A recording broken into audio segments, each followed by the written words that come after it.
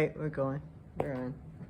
I will speak. My name is Craig. I will be speaking today on Christ consciousness and how I got there, my resistance to it, revelation of it, and it started.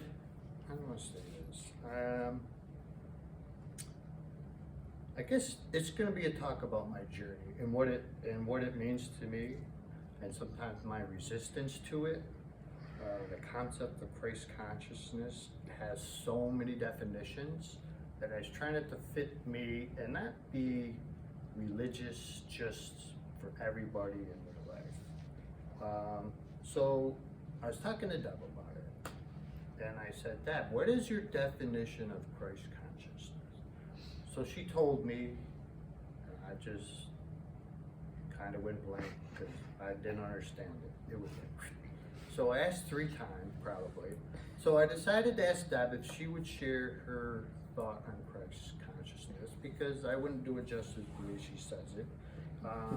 So she's going to go over what she told me, and then I will continue talking.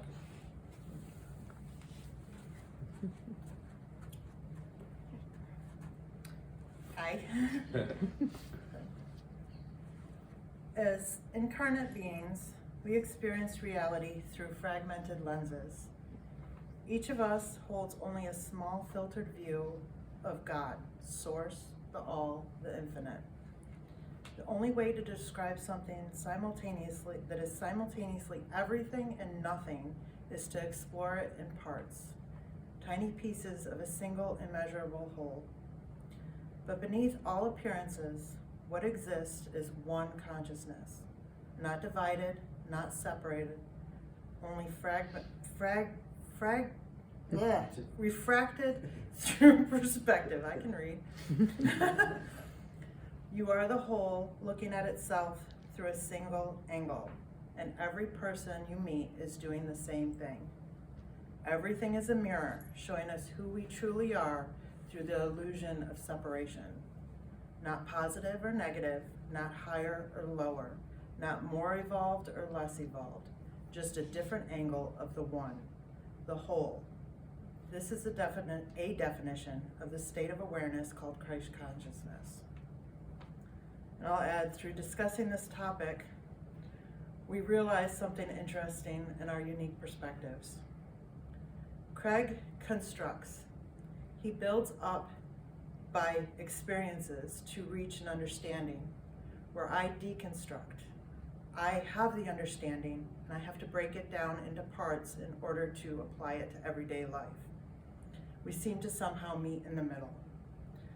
I would say where I bring awareness, Craig brings the ability to do. And it's been a pleasure to explore this topic with him and learn how he does the things that I speak about and witness his journey into the awareness of who we all are.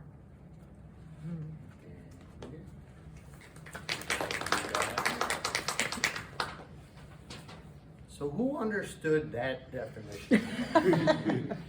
Right, more than I thought, right? And for me, I was just scratching my head. I was like, okay, I need to look into this and experience it. And like Deb said, I build on my experiences, and then I can accept something, right? Once I've done it and I've touched it, I've seen it. So that's kind of how I operate with that. So I was taking notes on Christ consciousness. Man, there's a lot of stuff in Christ consciousness. Literally, I thought you did. And I heard you saying, Craig, you had 15 minutes. So I really said, okay, I'm going to try to keep it simple. And because it is, for me, it's kind of simple. I don't get too complicated with things. So I want to start, for me, I've always known love.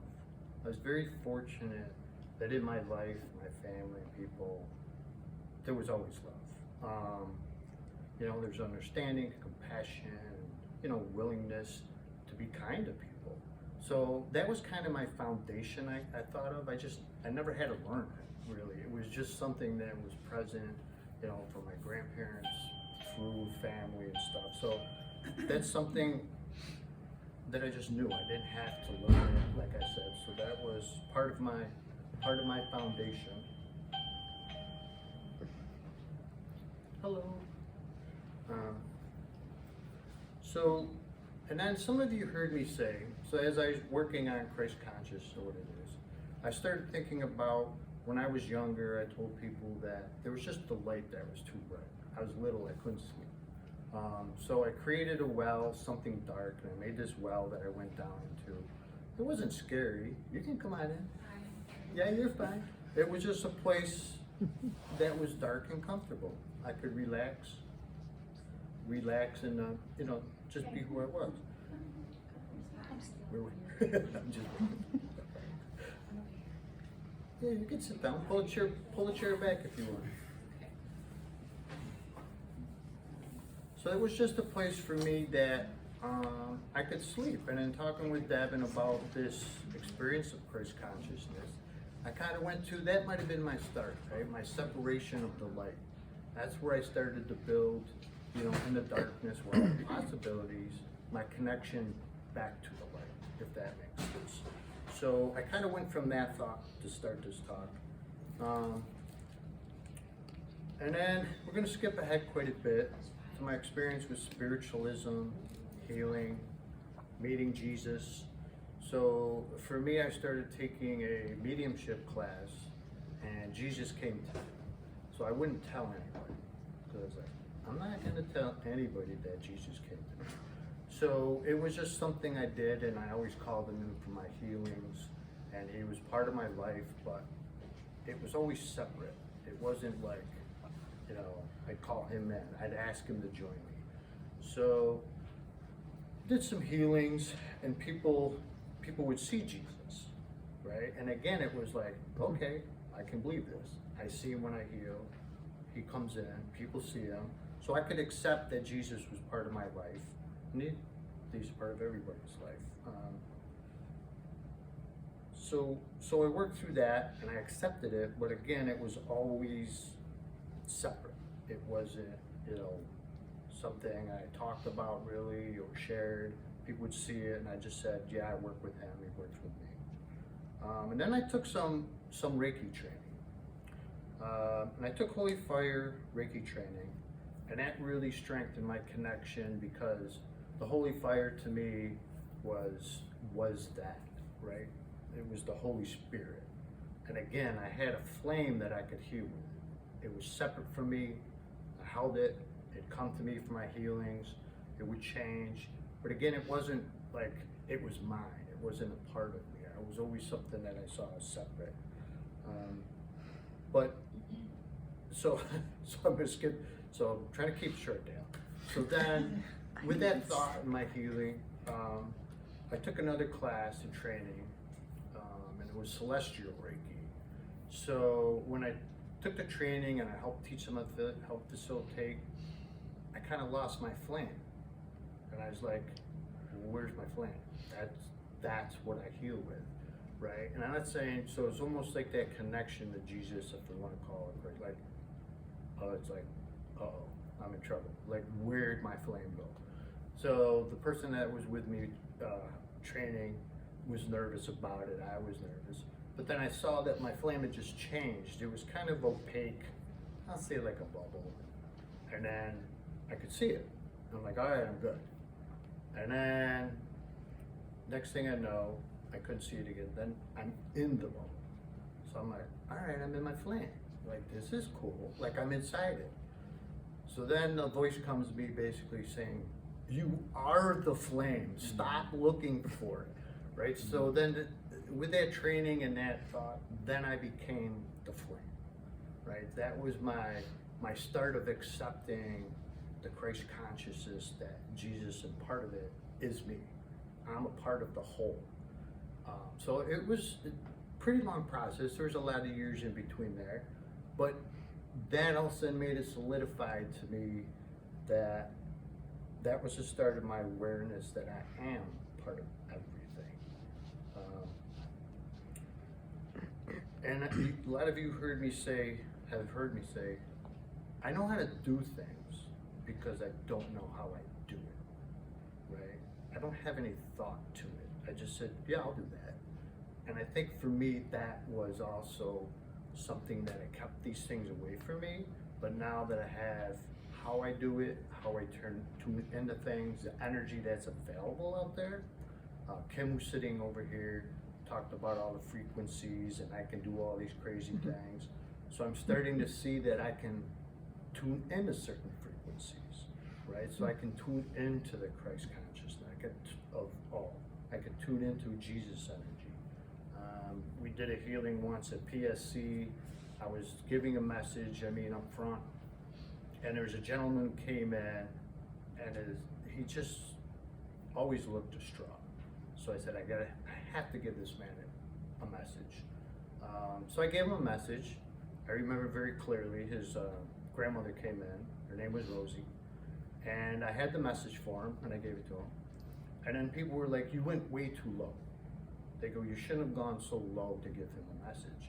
And at the time, I didn't understand it. I'm like, what do you mean I went too low? Like, his vibration was so low, you shouldn't have gone there. And then, again, talking with Deb, it's like, I could meet him where he's at.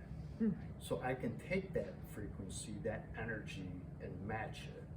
And then thinking of like the Christ consciousness of Jesus, that's what he did, right? He met people where they were at. Didn't matter your position in society or who you were, right? He could pick your frequency, your energy, and match it and meet you where you're at. So this is now becoming a big part of how I look at it and understand it, and that we all have this ability, right? It's out there for all of us. If we desire to tune into it and pick up on that energy, it's there for you. Let's see.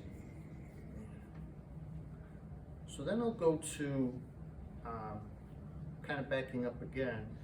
So part of getting to the part where I accepted this, I had a healing with a coworker. She works for a different company, but it's more of a message, but messages to me are healing. And we're standing outside, and I was giving her a message, and I brought in her father.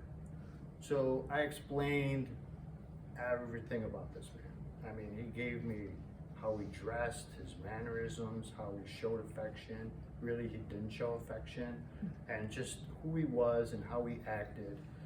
And then I was saying, like, he basically would just touch her on her back, and that was about all the affection he shared. It wasn't a question that he cared about his children. It was just not openly loving.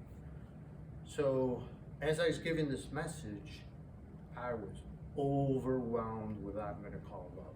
It was just overpowering for me. I believe I cried a little bit with that one, and I did it. And I shared the story with people that I have never allowed myself to feel that love in human form. Well, that upsets some people because they're thinking, well, I thought you loved me, like, right? I go, no, it was just different, right? And then someone said it was unfiltered, and I believed that. It was just like the most powerful thing. And I didn't put much with it at the time, right? I just figured, can you imagine having people in your life that you can express love to? And then you meet someone that you can give that love through and give that message to that person. So I figured that's what it was. And now I'm thinking, this is that Christ consciousness energy that's out there for all of us, right? I got a taste of it. It was awesome. It was just, it was so powerful. But it just made me, like I said, I'm kind of looking at it now. I'm going back and reflecting where this has been in my life. And some of this is just to share with everybody and say it's there, that the energies are there. We just need to connect to it. And then I was going to bring in Phil. It was, I don't know, a couple services ago, last service, I don't know if Phil remembers, we're sitting over there, I was standing, and he mentioned to me, he goes, I don't know why I feel like telling you this, but I see Moses and Jesus. I know he's looking at me, and he goes, but you know this. And I was like, I know, I am Jesus. I said, I'm the earth, I'm the tree. And he was kind of looking at me, you don't remember it. But it was so funny, and that was like the first time I said it. To public. I've said it to myself and people close to me. But it was more that that acceptance of, I am this thing, we are these things, right? It's not separate from me, right? So I don't wanna keep looking at it like, oh, this miracle's over there. No, it's part of all of us, right? And we can share that love and that energy and healing. So that was kind of my journey with the Christ consciousness, and my resistance was that it was always separate, because I was told as a healer, as me, it's not you, you're an instrument, right? And I would say, I'm just an instrument, they come through me and I heal. And if you use your own energy, you're not gonna be healthy for long, right? So that was the start of all, beginning of healing. Then I realized that, no, it's part of us, right?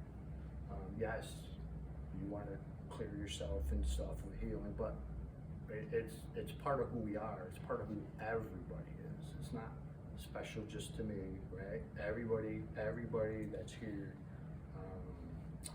can tune into that. I think that's it. I went through that pretty fast. Any questions? I feel like someone has a question. I am not an expert on it. So. There's a ton out there if you want to look up Christ consciousness.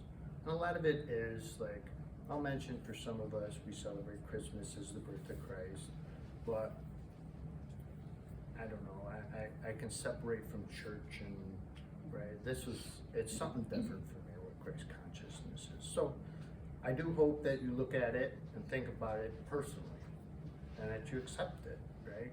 You may not all feel you have the ability to heal or do something with it, but you do. And I will say it starts with self.